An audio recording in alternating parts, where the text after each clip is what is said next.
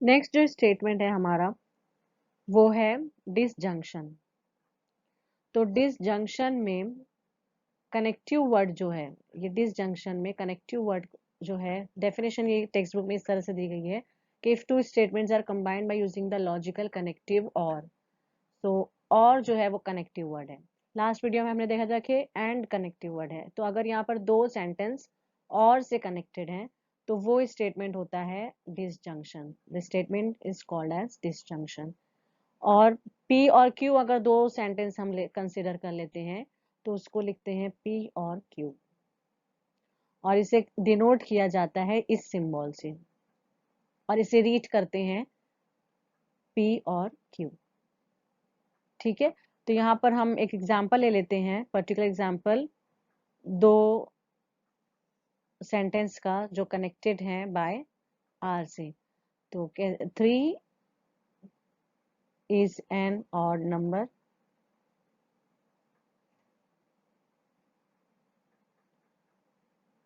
और, ओके यहाँ पर एक सेंटेंस लिया है मैंने और कनेक्टिव वर्ड और यूज किया है, और 2 is an only even prime। तो यहाँ पर जो कनेक्टिव वर्ड है वो है और, यानी ये जो पर्टिकुलर स्टेटमेंट है वो एग्जाम्पल है डिसजंक्शन का। तो अगर यहाँ पे पहला स्टेटमेंट उसको P से डिनोट करें जो कि है 3 is an odd नंबर, और Q जो है उसको डिनोट करें तो वो है 2 is an only even prime।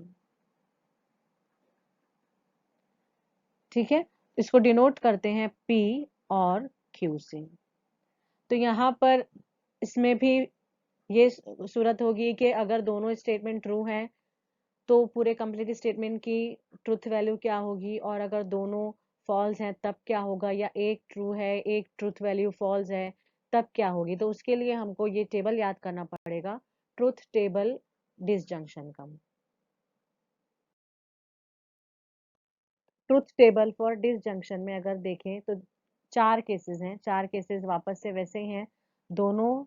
पहला केस अगर देखें तो दोनों ट्रू हैं, सेकंड केस में एक ट्रू है एक फॉल्स है, थर्ड में फोर्थ में दोनों फॉल्स हैं।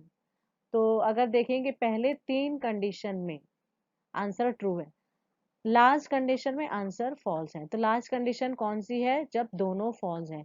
तो इसको याद करने का शॉर्टकट तरीका ये है कि if both false then false otherwise true।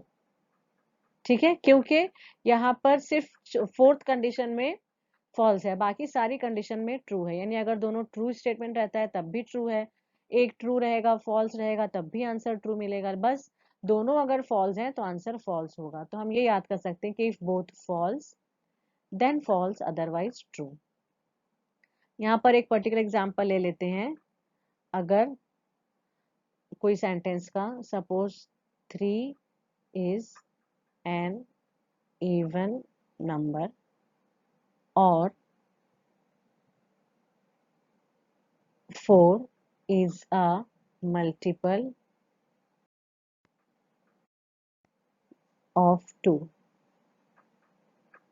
ठीक है, तो यहाँ पर P जो है हमारा वो है 3 is an even number,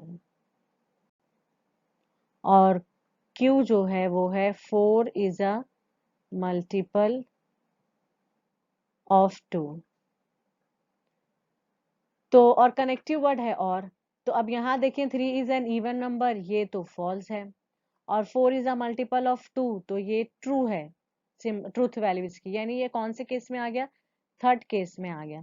तो third case false and true है, तो आंसर हमारा कंप्लीट स्टेटमेंट जो होगा, कंप्लीट स्टेटमेंट की ट्रूथ वैल्यू जो होगी वो होगी ट्रू। ठीक है, तो इस तरीके से ये टेबल। अब सबसे पहले हमको सेंटेंस में ये देखना है कि कनेक्टिव क्या है। अगर एंड है तो हमको कंजंक्शन का टेबल रिकॉल करना है, अगर और है तो हमें डिसजंक्शन का टेबल रिकॉल करना है, और अकॉर्डिंगली हमें ट्रुथ वैल्यू लिखनी है कंप्लीट स्टेटमेंट की।